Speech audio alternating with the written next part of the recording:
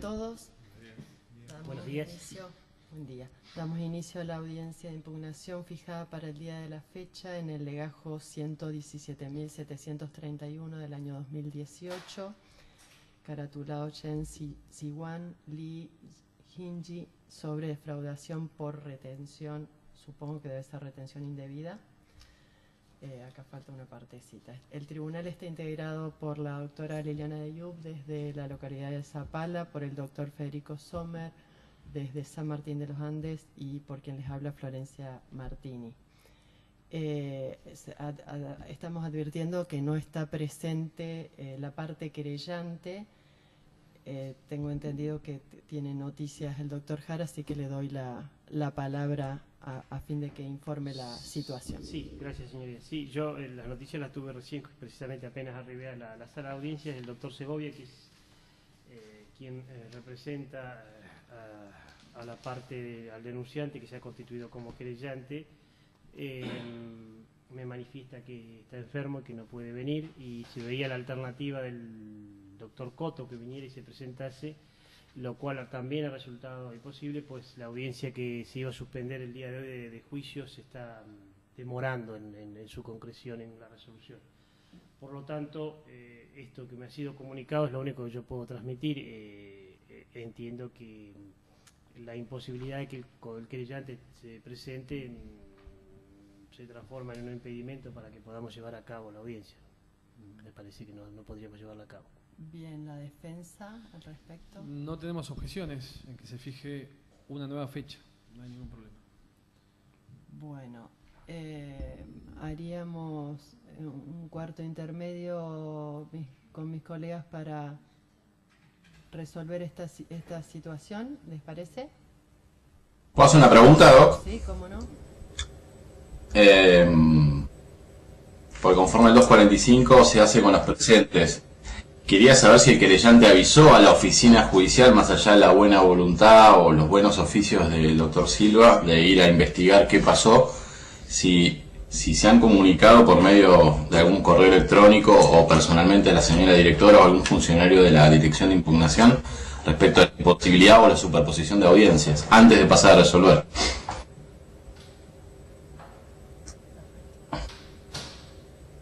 Ahora lo sabremos. Bueno, si quiere entonces, mientras se investiga, sí, podemos dispensar a las partes, así conversamos entre los jueces qué hacemos. Bueno, perfecto. Entonces, suspendemos. Les vamos a pedir a las partes, lamentablemente como estamos por videoconferencia, el único modo de resolver. Buen día, doctor. Buen día, doctora. Y doctora Martínez, cuando guste. Bueno, reiniciamos la audiencia que se había suspendido para resolver la ausencia de la parte querellante, pero en este momento compareció el doctor Coto para reemplazar al doctor Segovia. Le doy la palabra, doctor. Sí, su señoría, como bien usted acaba de aclarar, se comunicó conmigo hace un rato el doctor Segovia, que por una cuestión de salud no podía asistir, me pidió si podía reemplazarlo en esta audiencia. Bueno, le he hecho saber esta circunstancia a la defensa y al fiscal, que me dijeron que no tienen objeciones, y bueno, intervendría en esa calidad, y también el doctor Segovia eventualmente va a presentar posteriormente una ratificación de esta intervención, pero la idea era no suspender la audiencia para no modificar los tiempos de todos ni tampoco la agenda de cada uno. Bueno, perfecto. Entonces daríamos inicio a la audiencia. Voy a pedir para que quede registrado que se presenten las partes. Sí, por parte de la Fiscalía de Delitos Económicos, Marcelo Jara. Yo ya hice la aclaración, pero es Ranger Oil la empresa que es querellante. Buenos días. Por la defensa técnica particular, Michel José Richman, como codefensor, el doctor Iván Radelán. Perfecto. ¿Y las personas, los imputados, se pueden presentar? El micrófono. Y indicarle que den sus datos, su nombre. Chen Sichuan, mi nombre. Bien. Li Jinyi. Bueno, perfecto. Esto es una impugnación de la defensa. Sí. Bueno, entonces le damos la palabra, Bien. doctor. Gracias, doctor. Antes de comenzar con el 233, voy a hablar sobre los antecedentes de esta causa. En primer lugar, el 30 de noviembre del año pasado se fijó una audiencia de formulación de cargos por el presunto delito de retención indebida en contra de nuestros 3 asistidos. En esa audiencia, el juez de garantías, el doctor Giancarelli, cuando comenzó la audiencia, esta defensa planteó una cuestión preliminar en relación a que solicitaba esta defensa que se le otorgue a los imputados un traductor de chino, castellano y castellano-chino, ya que los 3 imputados, en especial 2 de ellos, no hablan el idioma y solo conocen algunas palabras. El señor juez de garantías impuso en esa audiencia el cargo y el costo del traductor a los imputados. Para no dilatar más la audiencia o el proceso, esta defensa no impugnó y se fijó una nueva audiencia el día 10 de diciembre del año pasado. En esa audiencia, este defensor fue tratado por el juez de garantías como que actuó de mala fe, como que no cumplió con lo establecido, y esta defensa le explicó al señor juez que en realidad no habíamos podido conseguir un traductor por inconvenientes de agenda, pero lo importante de esto es lo que sucedió durante esa audiencia. Y antes de empezar con ello, voy a hablar sobre el 233. El 233 establece en su parte pertinente que son impugnables todos los actos procesales importantes. Entiendo que en el presente caso se está violando el derecho de defensa en juicio, artículo 18 y 19 de nuestra Constitución. No solo se viola un derecho, sino que se viola una garantía que es insubsanable y que podría traer aparejada eventualmente alguna nulidad absoluta justamente por esa violación. Entiendo que es impugnable y tenemos legitimación para solicitar la impugnación de lo que más adelante voy a referirme en relación a lo decidido por el juez en la segunda audiencia del 10 de diciembre del año pasado. Bueno, en esa audiencia el señor juez hizo un cambio de su decisión, ya que en el minuto 18:38 impone a todas las partes, a la querella, a la fiscalía y a la defensa, la carga de traer a un traductor público. Es decir, que cambia su decisión tomada en la primera audiencia. En el minuto 19:42, a pedido de la querella, al manifestar el doctor Segovia que la carga de traer al traductor público sea de la defensa, nuevamente el doctor Giancarelli, después de un minuto, en el minuto 20:26, cambia nuevamente la decisión e impone a esta defensa nuevamente el cargo y costo de traer un traductor público.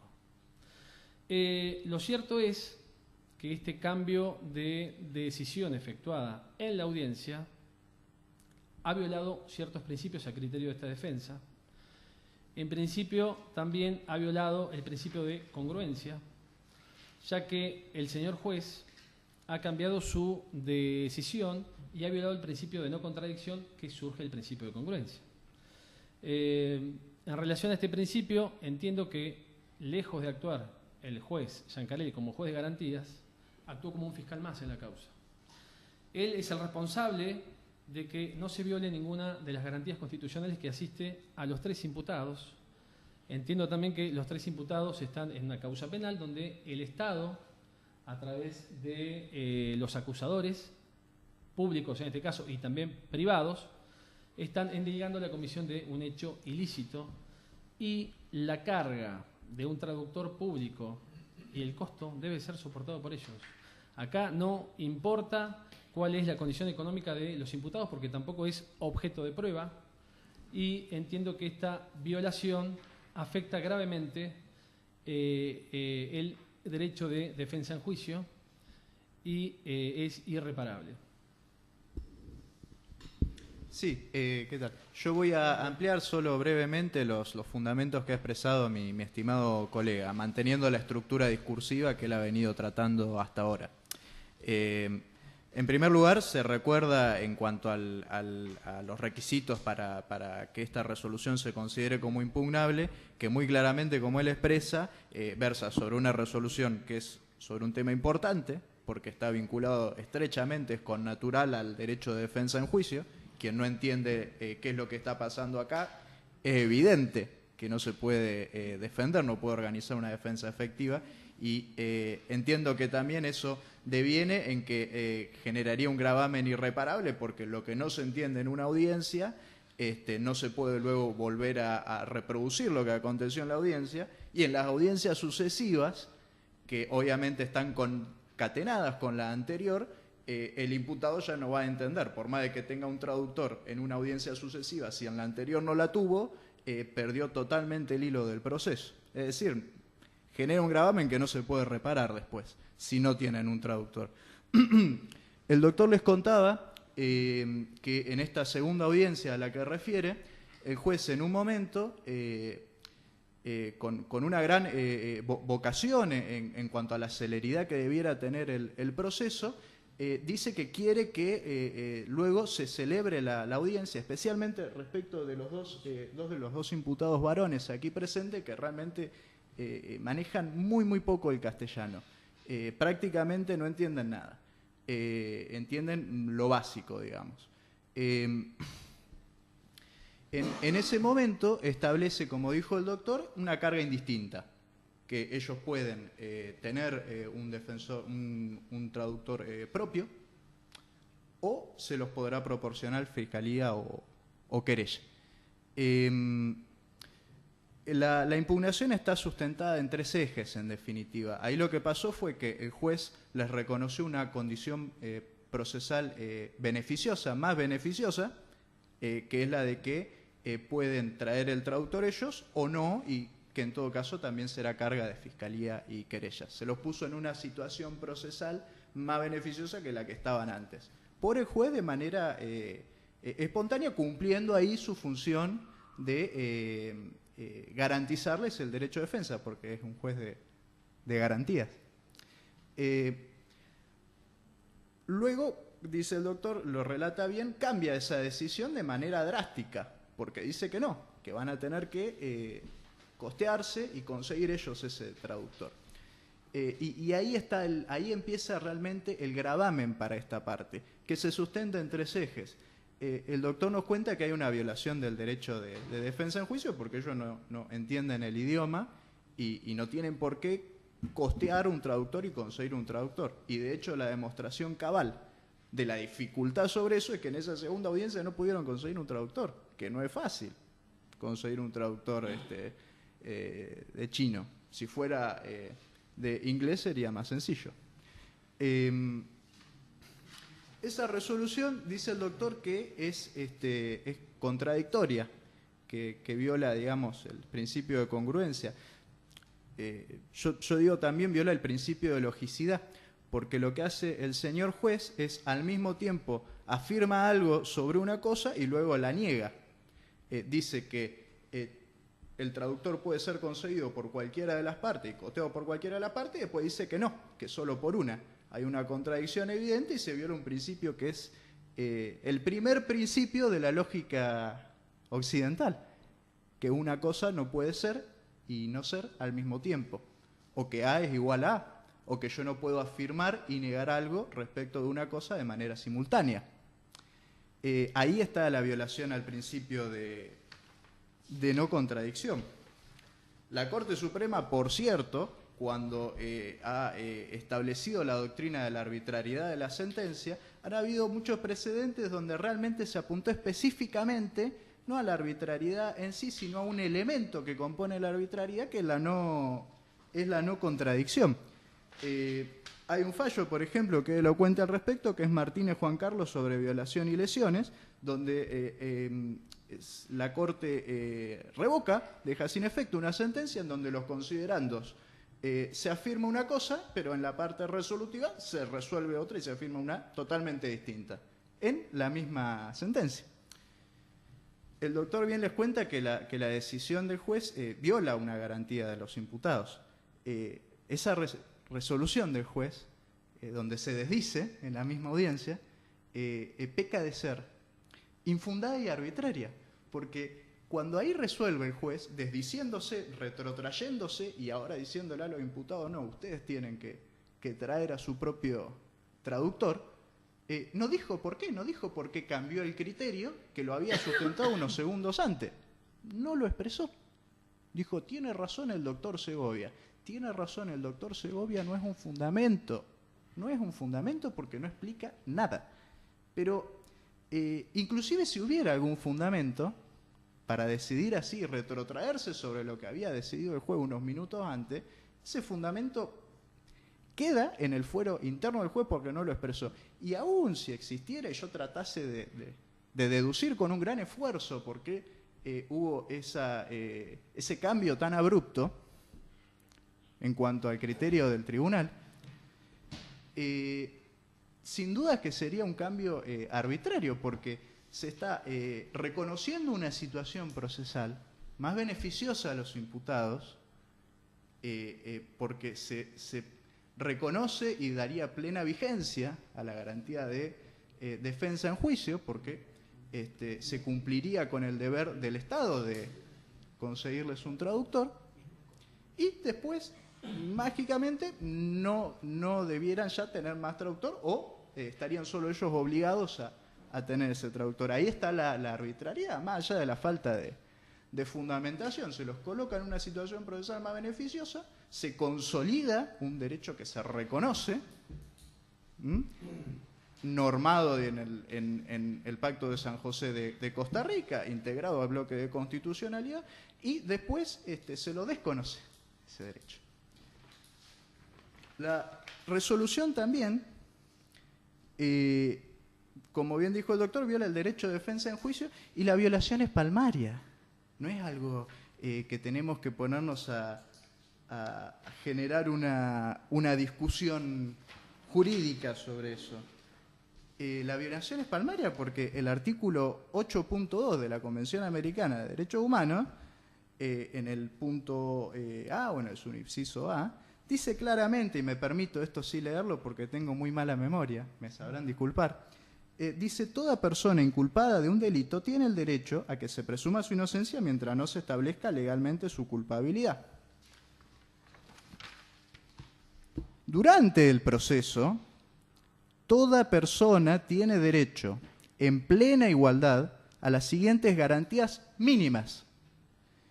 Derecho del inculpado de ser asistido gratuitamente por el traductor o intérprete, si no comprende o no habla el idioma del juzgado o del tribunal.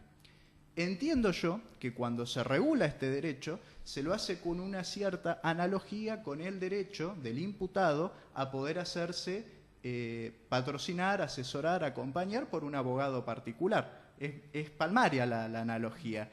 Y nadie, en su sano juicio, supondría que una persona que, por ejemplo, tenga medios, por dar un ejemplo, no puede elegir que lo acompañe un abogado de la defensa pública y que va a tener que traer su propio abogado. A nadie se le ocurre. Y con el traductor pasa lo mismo, por la manera en que está normado en este artículo, integrado, por cierto, al bloque de constitucionalidad. Hay, de hecho, precedentes de la Corte Interamericana de Derechos Humanos al respecto, donde ha reafirmado esta garantía en casos en que ha sido violada. Hay un caso que es Tiu Toshin con Guatemala y otro, por ejemplo, que es Tibi contra Ecuador, en donde se violó esta garantía de proporcionarles un traductor público por el Estado de manera gratuita, y esas decisiones fueron dejadas sin efecto por la Corte Interamericana. Hay, aparte de estos fundamentos tal vez técnicos, cuestiones que ustedes, jueces, cuando vean el video que está ofrecido como prueba, las videofilmaciones de las ambas audiencias pasadas, Si ustedes prestan atención a cómo se fueron desarrollando esas audiencias, van a ver, respecto acá de los dos imputados varones, la gran dificultad que han tenido para hacer cosas básicas, como por ejemplo para hablar sobre sus datos filiatorios. Los datos filiatorios de una persona que los puede brindar en 30 segundos, ellos estuvieron como 20 minutos para brindarla. Habiendo obligado realmente, prácticamente habiéndose obligado por el juez, por las presiones a las que sometió la defensa, a que acá la señorita oficie de traductora cuando ella no es traductora. Ella habla castellano, hoy conversamos un poco, y chino lo maneja muy poco. Entonces no está en condiciones de traducirle a los señores, si no, no vendría en abstracto esto, pero la realidad es que ella no es traductora y no les puede traducir. Y de hecho, en el momento en que con gran esfuerzo ha tratado de explicarles algunas cositas muy sencillas, como por ejemplo que digan si son argentinos o no, si son casados o no, o si tienen, o cuál es su medio de vida y qué capacitación tiene, ella se concentra más en tratar de explicarlo a ellos que en ver qué está pasando con un proceso en el cual ella también es imputada. Es totalmente poco práctico imponerles esa carga de traer un traductor a ellos, es poco práctico, y aparte es una carga que no tienen por qué soportar. Si ellos quieren conseguir un traductor y pueden, perfecto, pero no se los puede obligar a que lo hagan. Concretamente, el juez, para cerrar y tan solo delinear realmente lo que pasó, el juez en un momento dado dice que quiere que las audiencias se celebren, ellos también, nuestros asistidos también, y que para que se celebre él quiere que cualquiera de las partes proporcione el traductor, y luego dice que no, porque el doctor Segovia consideró que no era apropiado eso, ese era el fundamento. No sé si tenía algo más que decir, doctor. Para completar, en la audiencia esa del 10 de diciembre, el doctor Segovia, como parte de la querella, expresa que solicita un traductor chino independiente e imparcial. Es decir, si solicita un traductor chino independiente que sea imparcial, es imposible que sea pagado por los imputados o que el costo sea soportado por los imputados. Para continuar, ratificamos el escrito presentado en su totalidad y en cuanto al derecho, basamos nuestra petición en el artículo 18 y 19 de la Constitución, artículo 8, 10 y 49 del Código Procesal Penal y obviamente, como ya lo mencionó mi colega, la Convención Americana de los Derechos Humanos, artículo 8, inciso 2.a. Y también queremos expresar la reserva del caso federal para que se tenga presente y reserva también del extraordinario, de impugnación extraordinaria.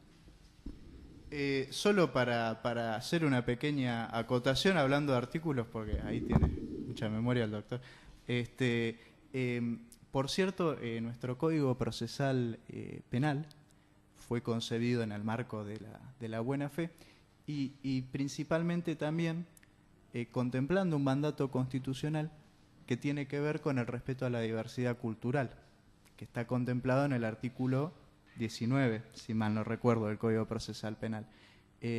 Poco respeto habría si yo tengo acá a 3 personas de origen chino, 2 de ellas que les acabo de decir que poco entienden el castellano, muy poco, y los trato de una manera discriminatoria, forzándolos a conseguirse ellos un traductor, cuando yo antes les había dado la posibilidad de que se les proporcione la Fiscalía o la querella. Bien, antes de darle la palabra a la Fiscalía, necesitaría saber concretamente la petición de la defensa. ¿Es anular y reenviar con otro juez de garantía para que resuelva esta situación?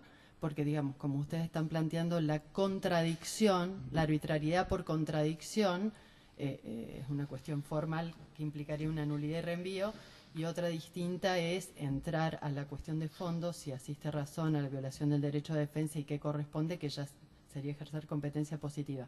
¿Cuál es la petición exacta. Que Entendemos que el juez de garantía ya tiene un criterio formado en esto. Está demostrado en las dos audiencias efectuadas, donde tiene una posición distinta entre la defensa y la fiscalía. Si observan los videos, el señor juez estaba muy enojado y trató a esta defensa de que actuó de mala fe. Incluso trató a esta defensa de que lo había tratado de ignorante, lo cual no es cierto y está más que claro en todos los videos.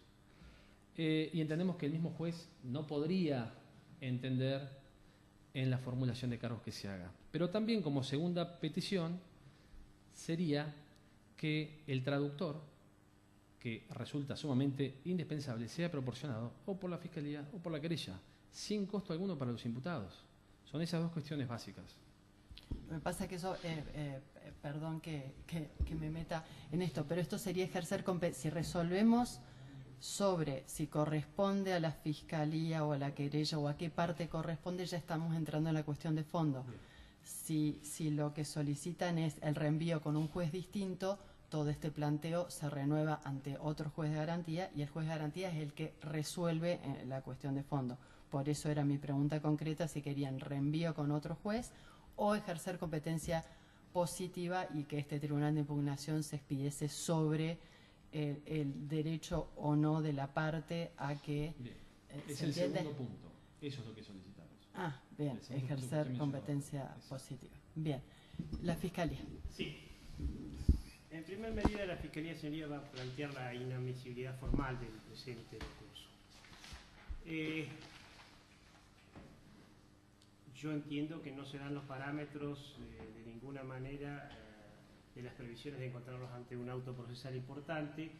Es reiterada la jurisprudencia de los distintos tribunales de impugnación en el sentido de que lo que se debe acreditar efectivamente y concretamente es que la decisión que se está atacando precisamente y que se busca encuadrar en un acto procesal importante cause un daño irreparable. Y aquí, si su señoría visualizan precisamente las audiencias, que vuelvo a repetir, no se puede ver la última audiencia porque en realidad hay dos audiencias, la primera se suspende y la segunda es la continuidad de la primera, o sea que hay que ver las dos audiencias para entender qué es lo que pasó en el desarrollo de la decisión final que tomó el doctor Giancarelli. Por lo tanto, entiendo que en modo alguno de cumplimentar lo dispuesto por su señoría se va a generar un gravamen irreparable, y la decisión que tomó fundamentalmente, no hay un daño irreparable porque la decisión que toma el doctor Giancarelli es a consecuencia precisamente del pedido de la propia defensa. Fue el propio defensor el que solicitó que se designase un traductor a costas de los señores que aparecen imputados y que por su nacionalidad y la falta de conocimiento del idioma no podían llegar a conocer y a tener una cabal comprensión de lo que se estaba desarrollando. Entiendo, por lo tanto, que en modo alguno, si vamos a análisis general de lo que ocurrió y el acto cuestionado, se genera un gravamen irreparable. Esto, aparte, es coherente con principios generales propios que los mismos presentantes señalan. Se toma constantemente, han dado como ejemplos de la arbitrariedad y lo irreparable del daño que ocasionaría la decisión del juez, y se ha nombrado el hecho de incluso de hablar del defensor. Dice que a quién se le ocurriría que la defensa, que no tener derecho, por más que la situación económica sea buena, de tener un defensor oficial. Eso es cierto, pero cuando se constata por parte del defensor oficial la situación económica de la persona, tiene que hacer una declaración de bienes respectiva y después se le fijan y se ponen a cargo del mismo los honorarios correspondientes cuando la persona es solvente. Es decir, que siempre, independientemente de los derechos constitucionales que existen garantidos, siempre esos derechos siempre van a ejercitarse conforme a la racionalidad y la reglamentación respectiva. Incluso el derecho a defensa básico, por parte de la defensa pública, en la actualidad determina cargas de honorarios a quienes tienen precisamente, y se están ejecutando, cargas de honorarios a quienes tienen bienes suficientes para solventar una defensa particular y optaron por la defensa pública. Es decir, si en este caso es la propia defensa la que solicitó el nombramiento de un traductor por parte de los señores de nacionalidad china, no aparece, por lo tanto, de ninguna manera la existencia de un daño irreparable, pues simplemente tiene que cumplirse lo propio solicitado por la defensa. Por lo tanto, entiendo que no se da precisamente el extremo básico del auto procesal importante ni del daño irreparable, pues claramente de cumplimentar lo establecido eso no se va a producir. Independientemente de ello, entonces, de que se solicito formalmente que se declare la inadmisibilidad, y entrando ya así en un análisis de la cuestión de fondo, entiendo que sus señorías van a hacer lugar a esto, pero hipotéticamente para el caso que no lo hicieran, claramente no es el rol de la Fiscalía defender la resolución que adoptó un juez, sino simplemente llevar a su conocimiento el contexto en el cual fue tomada, y vuelvo a repetir, la existencia de dos audiencias. La primera audiencia en la cual se presentan a los efectos de realizar la formulación de cargo, no se puede llevar a cabo porque hay una manifestación concreta por parte de la defensa técnica de los imputados de que ninguno de los tres tenía conocimiento del idioma castellano. Y solicitaban que se fije una nueva audiencia donde la defensa, los imputados van a traer un traductor que tenían en Buenos Aires, la misma empresa en Buenos Aires, y lo ofrecían a traer. Ese fue el desarrollo y esa fue la resolución a consecuencia de esa manifestación que adoptó el doctor Giancarelli, disponiendo además la suspensión hasta el momento en el cual se fijase una nueva audiencia en la cual iban a traer ese traductor. Llevada a cabo la segunda audiencia, hay una manifestación concreta de la defensa técnica sobre la imposibilidad por cuestiones de agenda, esa es la terminología que se emplea, de traer un traductor. Queda claro que esa es la cuestión sobre la cual estamos girando. Por esto vemos claro que es una primera y una segunda audiencia, no es una segunda, son dos audiencias. En esa continuidad ocurre también una circunstancia donde se manifiesta que en realidad la señora de nacionalidad china conocía el idioma castellano. Si en la primera audiencia se dijo que ninguno de los tres conocía el idioma castellano, en la segunda audiencia se señala específicamente que la señora conocía el idioma castellano. Es más, se ofrece la posibilidad de que la misma pueda llegar a llevar conocimiento de lo que se le estaba preguntando a los dos imputados restantes. Esto, por supuesto, origina una situación que ustedes, si ven la audiencia, se produce una situación en la cual el juez manifiesta cierto malestar por esta situación, que fue desencadenando un poco todo el contexto que relata el doctor correctamente, el doctor Reyes. Concretamente en ese desarrollo, se buscó que la señora pudiese llevar a conocimiento de los imputados elementos básicos, como por ejemplo los datos, y esto no pudo llevarse a cabo. Ese desarrollo, como relató el doctor Richman, es totalmente acertado, y en un momento determinado la Fiscalía concretamente pide que no se siga adelante la audiencia con esos parámetros, que teníamos que sí o sí tenía que estar presente un traductor, y solamente entendíamos que como la propia defensa técnica había hecho una manifestación específica y concreta que la señora estaba en condiciones de entender perfectamente el idioma castellano y que lo hablaba, se formularan cargos respecto a la misma y se suspendiera la audiencia respecto a los otros dos imputados que manifestaban no conocer el idioma castellano de ninguna manera. El desarrollo concreto: se formularon cargos respecto de la señora, se tuvieron por formular, eso no está cuestionado en esta audiencia, y a partir de ahí se genera la situación sobre que el doctor Giancarelli, en la continuidad de la audiencia, dispone que se va a fijar una nueva audiencia respecto a los otros dos imputados, teniendo la obligación manifiesta de concurrir ese traductor o ser traído ese traductor por la defensa o por la querella y la fiscalía. En lo que hace a la fiscalía, yo le pedí una aclaratoria al doctor Giancarelli, fundamentalmente entendiendo que lo que había resuelto ya estaba resuelto en la primera audiencia y que había sido puesto conforme al pedido de la defensa, a cargo precisamente de la propia defensa, asumía la obligación de traerlos, y pedí una aclaración de cuál específicamente era la resolución en ese sentido, y el doctor Giancarelli, en base a lo que había resuelto en la primera audiencia, establece y dispone que deben ser traídos por parte de la defensa técnica. Esa es la cuestión que ha sido discutida por el doctor, cuestionada por el doctor Reyes.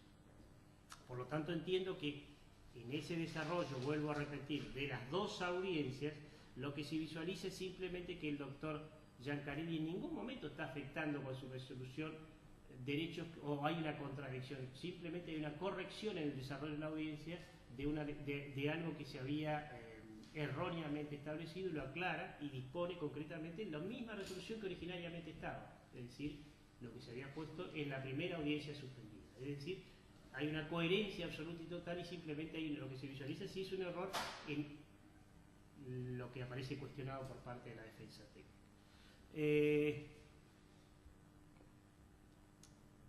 Yo no voy a hablar sobre, vuelvo a repetir, arbitrariedad, porque entiendo que tampoco existe.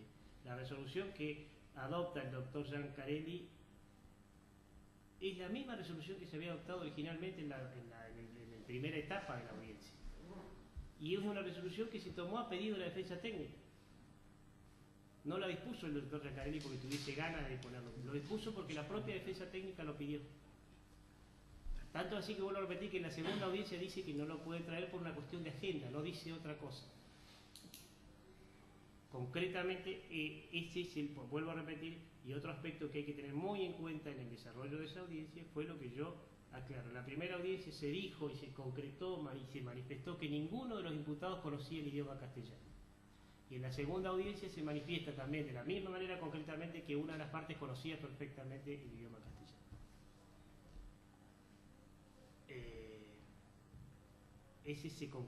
Yo creo que si ustedes lo visualizan, las dos audiencias van a poder tomar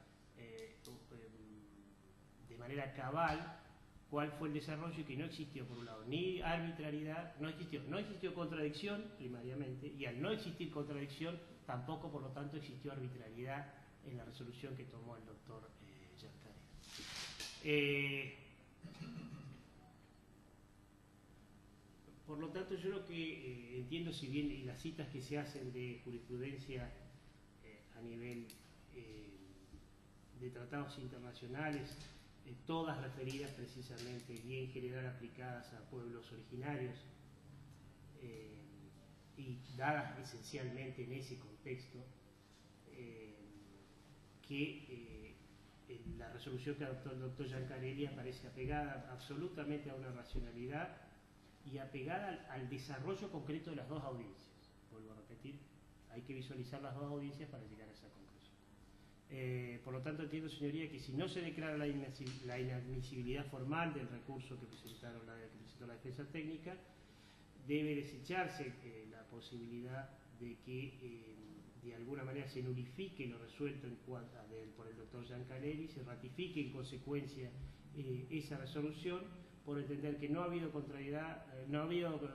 contradicción en su resolución, no ha habido arbitrariedad, y por lo tanto no se ha afectado de ninguna manera ningún derecho por parte de él mismo en su resolución hacia los imputados. Y por lo tanto entiendo que se debe ratificar hipotéticamente, si no se acepta la inadmisibilidad, se debe ratificar lo resuelto por él mismo. Nada más. Doctor Cotto. Sí, gracias, señora presidenta. Al igual que el Ministerio Público Fiscal, le voy a proponer al tribunal que declare inadmisible el recurso y que eventualmente, si lo consideraran admisible, lo declaren improcedente.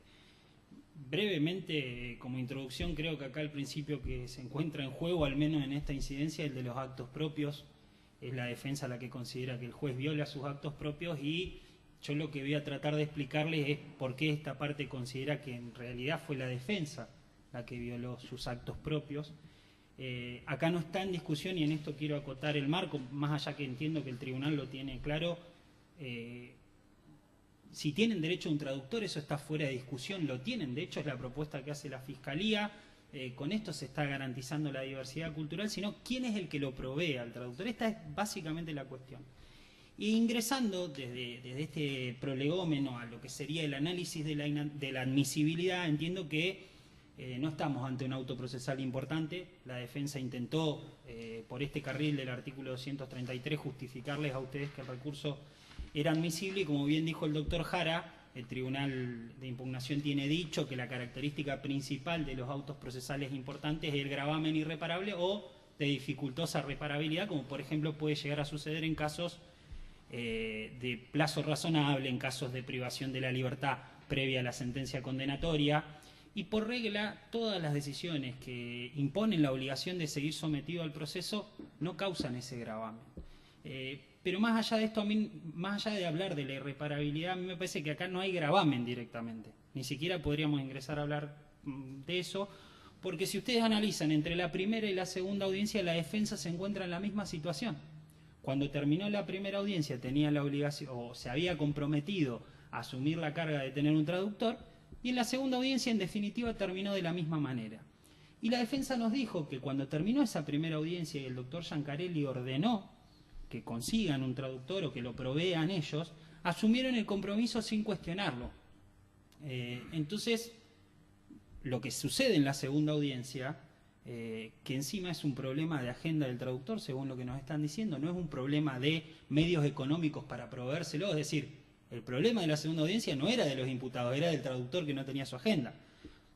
Por lo tanto, vuelvo a insistir en que ni siquiera podemos hablar de irreparabilidad porque no hay gravamen para la defensa.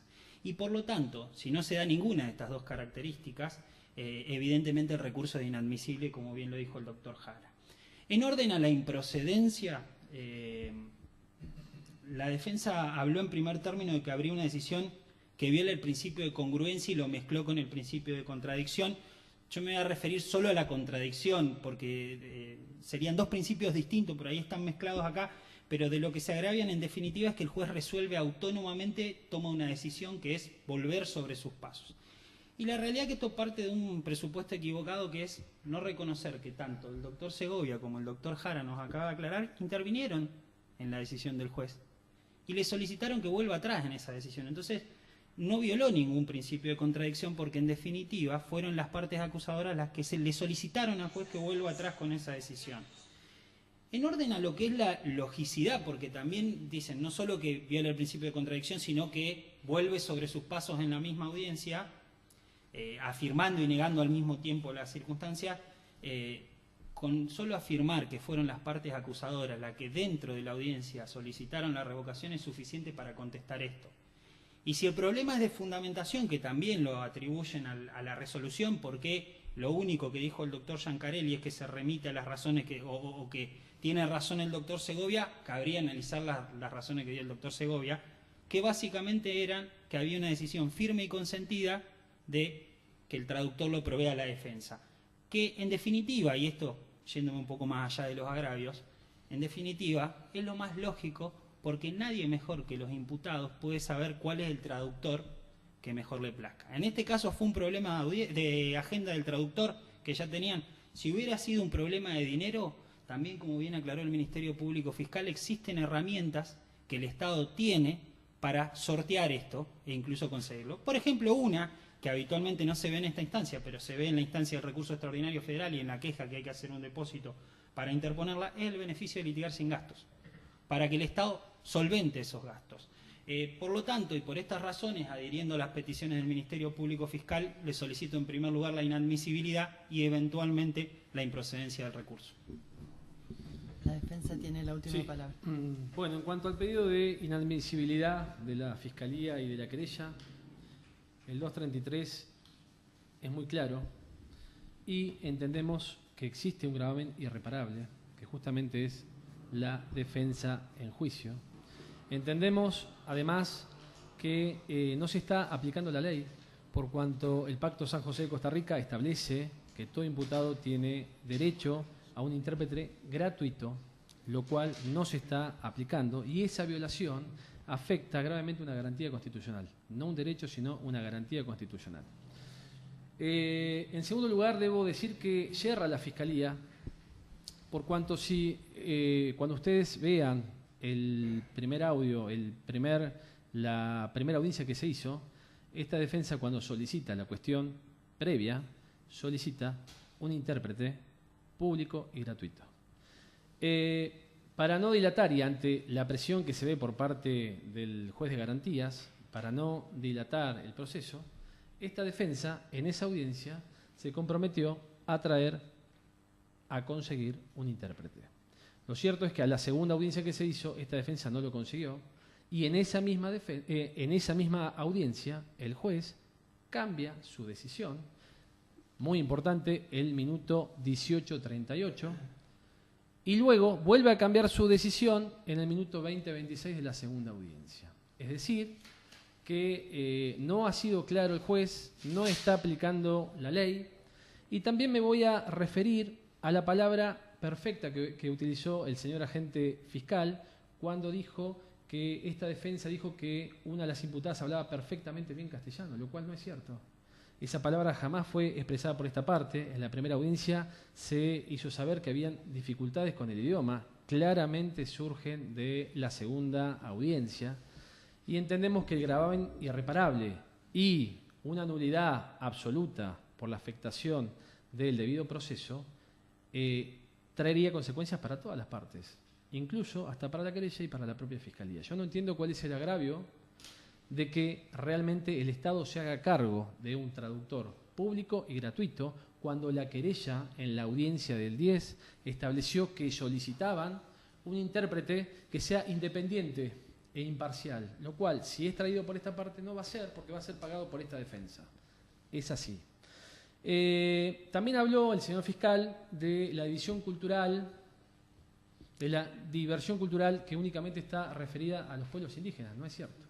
Está referida a todos los habitantes que vienen a este país y que no son de nacionalidad argentina.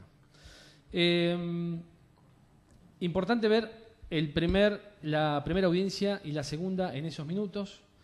Y esta defensa jamás quiso dilatar el proceso, pero entiende que si está establecido en la ley tiene que ser aplicado, y el cambio de decisiones del señor juez realmente pone en evidencia su parcialidad manifiesta como juez de garantías en una audiencia de control de acusación. Entiendo también el esfuerzo del doctor Coto, quien no miró ninguna de las dos audiencias y que vino a esta audiencia a los fines de sustituir al doctor Segovia. Entiendo su esfuerzo, pero resulta indispensable para poder participar de la misma, ver lo que sucedió en ambas audiencias. Sí, contestando un poco a los esforzados fundamentos que brindan tanto Fiscalía como querella, yo me permití ir haciendo algunas anotaciones. No quiero tampoco ser tedioso en esta contestación de los fundamentos que han hecho ellos, pero sí es cierto que lo tenemos que hacer porque es la mejor manera de cumplir con el rol que tenemos acá como defensores de los tres imputados. Hablan ellos en un momento de que van mezclando un poco los fundamentos por los cuales ellos tendrían que munirse de un traductor y que según ellos contrarrestaría la contradicción palmaria en la que incurre el juez en la audiencia que nosotros señalamos. Que tienen bienes será una cuestión objeto de prueba que tienen bienes para poder costear un traductor será una cuestión que se tendrá que ver y en todo caso probar. Ante la duda, ¿yo qué hago? Aplico el principio del beneficio de la duda, que me parece lógico para con los imputados. Hablaban ellos de que en esta segunda audiencia a la que nos referimos, el doctor Richman manifiesta que ellos no pudieron traer el traductor por una cuestión de agenda. Da la impresión de que lo que pretenden es que ellos tengan a disposición un traductor las 24 horas y cada vez que la oficina judicial fije una audiencia, ellos lo consigan al traductor, que el traductor venga. Yo me quedé pensando un poco en esto. ¿Qué pasa si mañana, yendo realmente a lo práctico, qué pasa si mañana ellos no lo pueden conseguir al traductor? No pueden porque el traductor no está, porque el traductor por ahí estaba comprometido en otro trabajo y no sabía con la suficiente antelación que iba a haber una audiencia. ¿Qué pasa si no lo pueden conseguir? ¿Qué hacemos? ¿Seguimos con el juicio? Seguimos con el proceso, con las audiencias, porque ellos no cumplieron supuestamente con un deber de traer un traductor a costa de que ellos no entiendan. ¿Hacemos eso? Eso es la solución que nos propone la Fiscalía y la querella. a mí no me parece que sea, inclusive desde lo estratégico, muy buena idea para ellos, porque se están exponiendo a una nulidad complicada. Me parece poco práctico y me parece que la garantía de defensa en juicio, que implica poder entender qué es lo que pasa, es lo suficientemente intensa como para no supeditarla a que ellos puedan o no conseguir un traductor para el momento en que la oficina judicial fije una audiencia, sabiendo además que la oficina judicial no es famosa por suspender y cambiar la fecha según las disposiciones de las partes. De hecho, ya nos ha pasado a nosotros que el doctor Richman no podía concurrir a una audiencia y le decían, bueno, mire, si usted no puede concurrir es un problema de usted y tendrá que designar un codefensor. Me pregunto si pasará lo mismo, por ejemplo, con el traductor.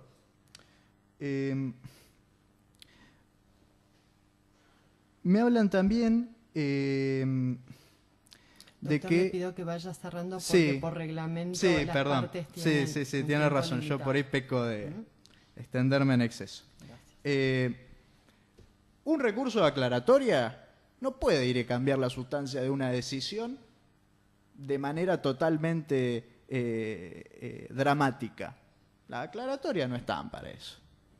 Entonces eso que me plantean de que el juez subsanó ahí un defecto formal o se equivocó, no fue así, porque la aclaratoria no están para eso. Y aparte de esto que decide el juez fue consecuencia.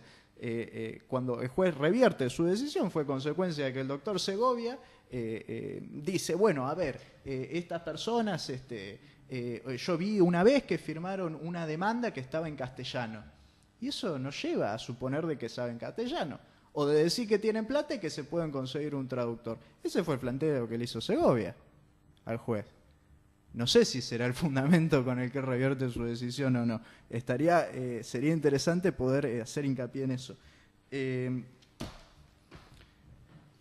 Arbitrariedad y contradicción, por cierto, para decirlo a la Fiscalía, no es lo mismo. La contradicción, digamos, cuando hay arbitrariedad puede haber contradicción o no. Eso es solo una pequeña cuestión técnica para agradecerles a su vez ellos que nos refieren cuando se confunde un término con otro. ¿Alguna cosa más, doctor?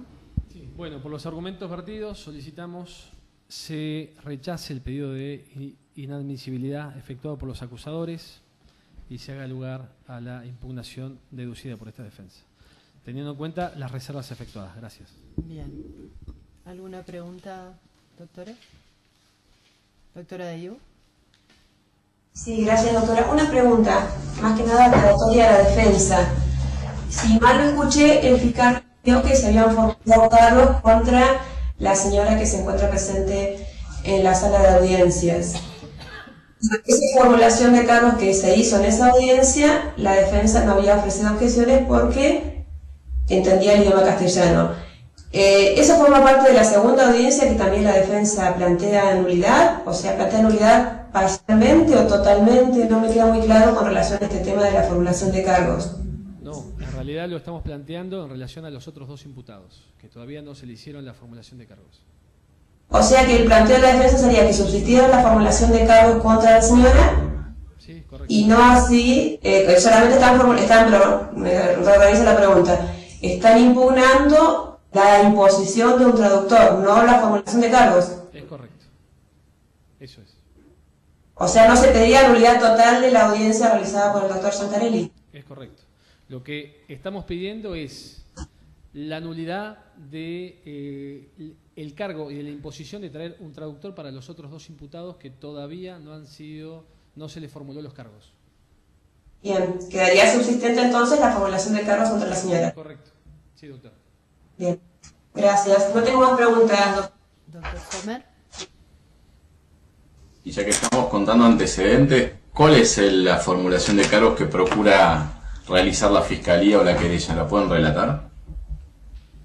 Básicamente la formulación de cargos gira en torno a la descripción de un hecho encuadrable a una retención indebida, concretamente a través de un contrato de locación de una serie de herramientas propias de la actividad petrolera, en la cual la firma que sería la querellante entrega en locación una serie de herramientas a los imputados y cumplimentado el plazo para la devolución de las mismas y previas cartas documentos respectivas, dichos elementos no fueron devueltos en tiempo, en forma y con las características que se tenían. El eje de la discusión está dado precisamente en si se verificó o no se verificó concretamente la retención indebida. Sería materia posterior pero el eje sí. Y la maquinaria y los valores tienen valores distintos de acuerdo a los denunciantes, giraría en el torno del millón de 600 y 1 millón de pesos. Bien, ¿Y eso está hecho por un contrato por escrito? ¿Esa de suministro de esos materiales que no sí, de esas herramientas? Exactamente. ¿Y en qué idioma fue celebrado ese contrato? El contrato fue realizado, toda la documentación que hay en el legajo, actuaciones notariales en las cuales intervienen las firmas, fueron todas realizadas en idioma castellano, con lo cual todas las intervenciones de los escribanos, si no se realizaron en otro idioma, estarían incumpliendo la ley y por lo tanto claramente han visualizado que no era necesario. Pero eso es materia de otra discusión. Era esa información que quería tener. Bueno, gracias doctora Martini. Yo tengo una preguntita. A cualquiera de las partes, acá se está impugnando la segunda audiencia, la del 10 de diciembre, o sea, la resolución adoptada por el doctor Giancarelli el 10 de diciembre, no la de noviembre. No la de noviembre, lo que ocurre es que es la continuidad de la anterior. Simplemente ese fue el detalle y la aclaración que yo hice. La segunda es una continuidad de la primera audiencia suspendida.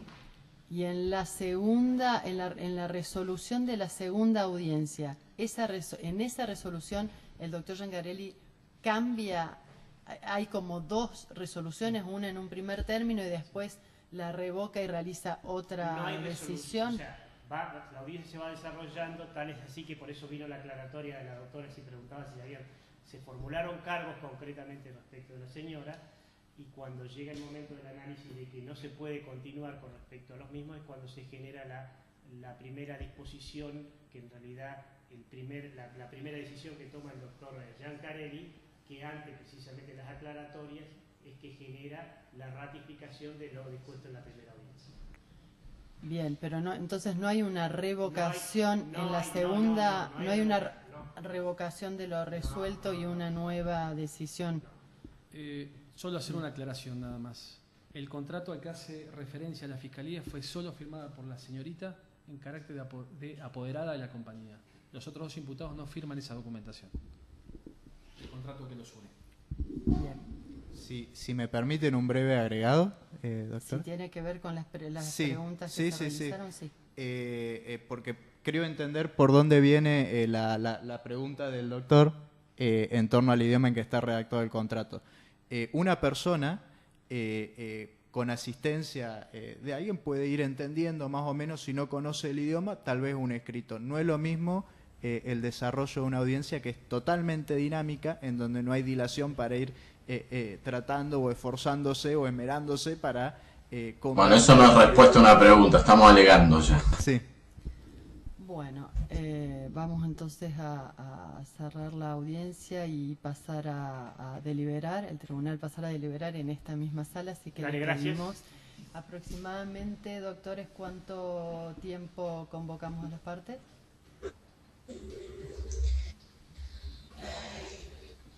Media hora y dispensaría al doctor que se tenía que ir a una audiencia también. Bueno, entonces en media hora damos la resolución.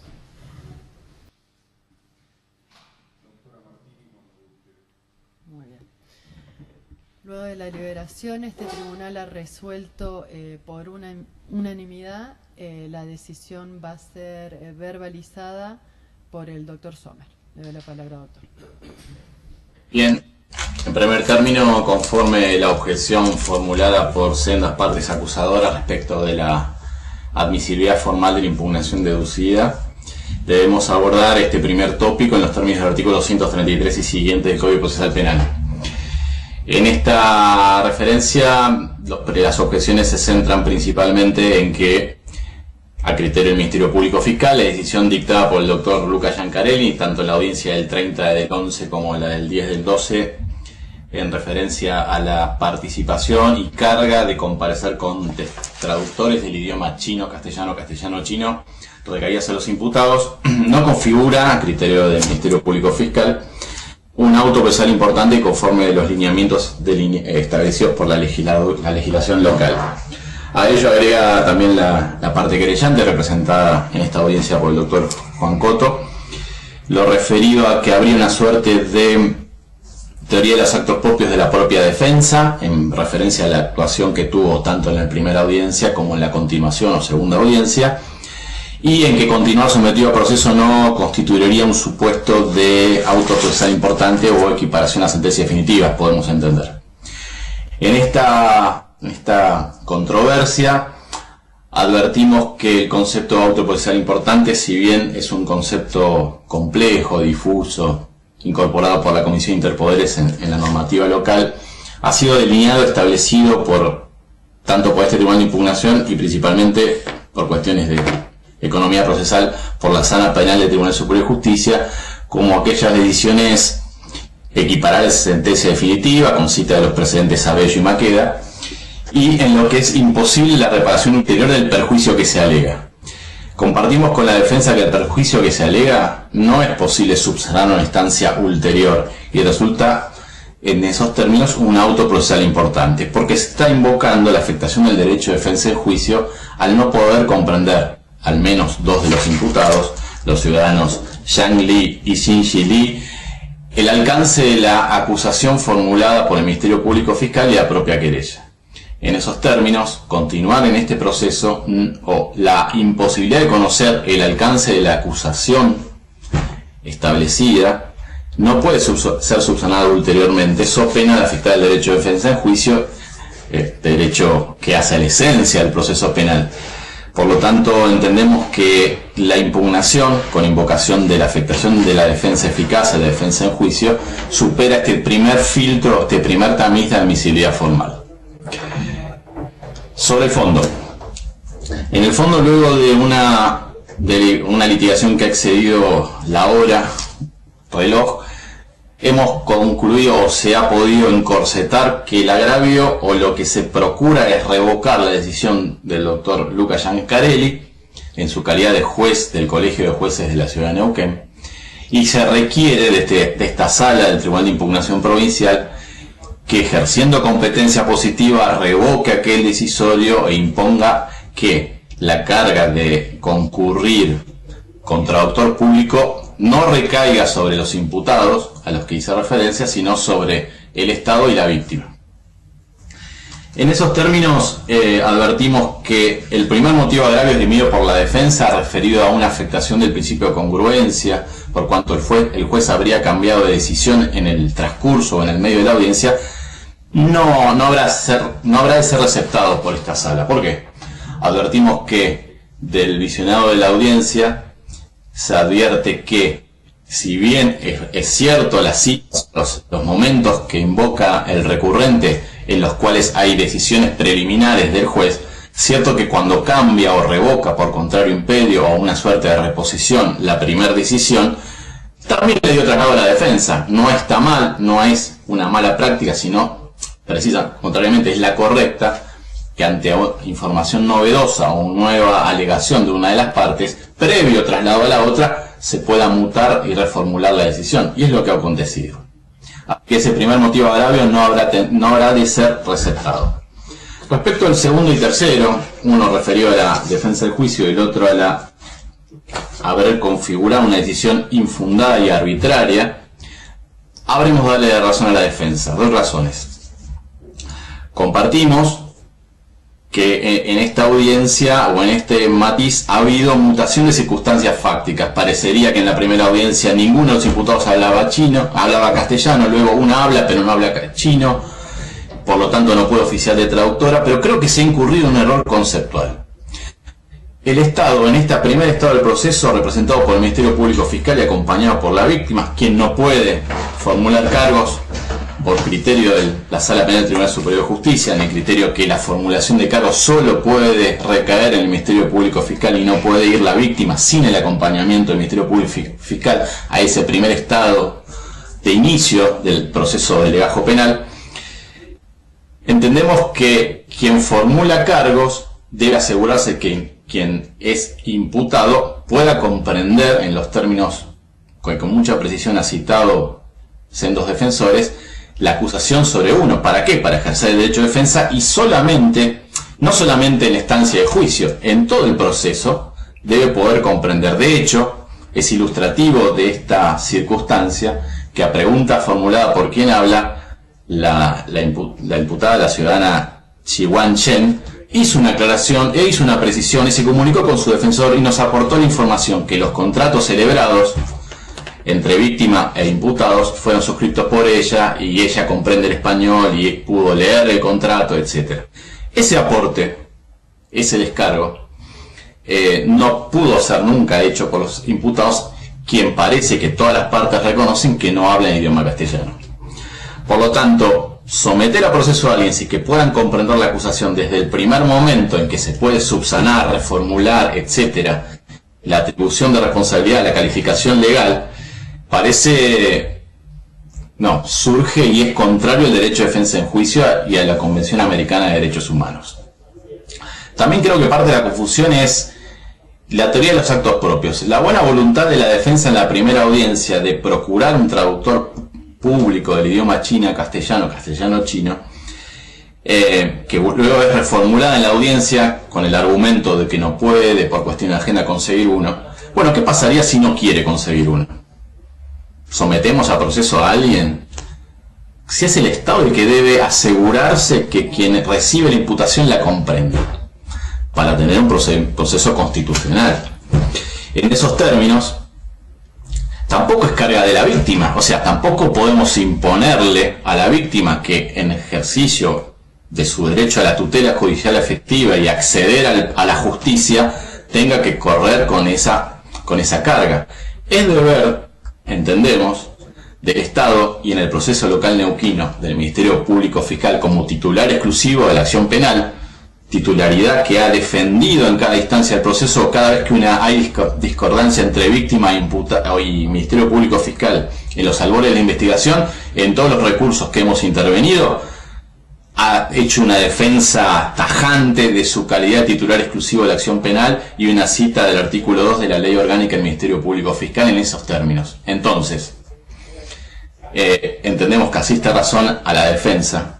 Se ha vulnerado, o la decisión del doctor Giancarelli contraviene el derecho de defensa en juicio, contraviene tratados supranacionales y contraviene la buena dirección de un proceso en el cual incluso el traductor tiene que asistir a la acusación, al juez y a la defensa. Pensemos qué pasaría con un traductor público solo en cabeza de la defensa, designado de la defensa, pagado por la defensa. ¿Tendríamos un proceso, una litigación adversarial correcta? Parecería que no. Parecería que no es lo lógico, no es lo normal, no es lo arreglado, no es lo que ha acontecido en todos los precedentes que hemos consultado. Eso no quiere decir que a la resulta del proceso penal, los honorarios, las costas derivados del pago de estos honorarios de un traductor público no recaigan en los imputados. Pero no es lo mismo que decir que son ellos quienes deben comparecer con el traductor al juicio en esta etapa del proceso. Así las cosas, y en virtud de la pretensión de la defensa, habremos de ejercer esta competencia positiva, advertir que la decisión dictada por el doctor Luca Giancarelli contraviene resulta arbitraria por contravenir las normas procesales aplicables en la materia y el derecho de defensa y el juicio de naturaleza constitucional, y en consecuencia revocar la referida decisión del día 10 de diciembre próximo pasado, y en consecuencia disponer que la audiencia formulación de cargos en contra de los ciudadanos Xin Li y Zhang Li se realicen con la previa designación e intervención de un traductor del idioma chino a fin de garantizar que comprendan la acusación e informar los eventuales descargos que puedan formular los mismos tanto a las partes acusadoras como al juez de garantía interviniente en la referida audiencia. Parte de la argumentación de la defensa también fue en una primera instancia declarar la nulidad y que intervenga otro juez, como luego una reformulación de esa petición a preguntas de la doctora Martini, quien preside esta sala en esta mañana, no advertimos prima facie que debamos disponer que otro juez intervenga en esa formulación, por cuanto es un acto de que las partes acusadoras van a exponer y dar cuenta de cuál es la acusación que versa sobre los imputados, y no advertimos que prima facie en este primer momento haya un supuesto de parcialidad del juez en la materia. En virtud de las circunstancias referidas, entonces propicio, más allá de los aportes que hagan mis colegas, declarar formalmente admisible la impugnación ordinaria deducida por el doctor Michel Richman en representación de podemos decir, de 2 de los 3 imputados, y en consecuencia revocar la referida decisión para que la audiencia de formulación de cargos se celebre con la intervención de un traductor público, quien deberá ser designado por el Ministerio Público Fiscal y con la intervención de la Dirección de Impugnación y Coordinación General o de la Oficina Judicial pertinente. Me pongo en silencio, doctora Martini. Yo no tengo nada que agregar, no sé ahí está, doctora Ayub. No, doctora, nada. Bueno, entonces con ello damos por finalizada la... Solicito una aclaración, señoría, que la defensa técnica consulte y dé precisión en este acto, atento a que se ha puesto la carga en el Ministerio Público Fiscal, de qué tipo de traductor sería, qué chino específicamente, habiendo cantonés, habiendo distintos tipos de chino, de dialectos en el propio idioma chino, que por favor nos determinen con precisión a los efectos de evitar presentaciones futuras que el traductor no se corresponda al dialecto que manejan, que nos determinen específicamente, con lo cual quedaría subsanada cualquier presentación posterior en ese sentido. ¿Cuál sería específicamente el traductor que necesita? Doctor. Sí, le consulto. Preguntan qué tipo de chino tiene que ser. ¿Querés preguntarle a ellos primero? Son de distintas partes de China, y me comentaba ella de Shanghái y ellos son de otra parte distinta.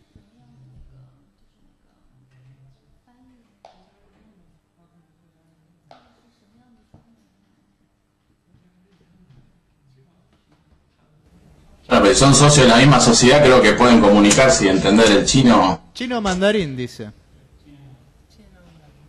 Chino mandarín. Bueno, Entonces habiendo dejado constancia de ello por otras situaciones que se han vivido en situaciones similares, queda subsanado esto y la Fiscalía adoptará los criterios conforme a lo resuelto. Bueno, perfecto, damos por finalizada la audiencia. Muchas gracias a todos. Gracias. Buenos días. Muchas gracias. Hasta luego, buenos días.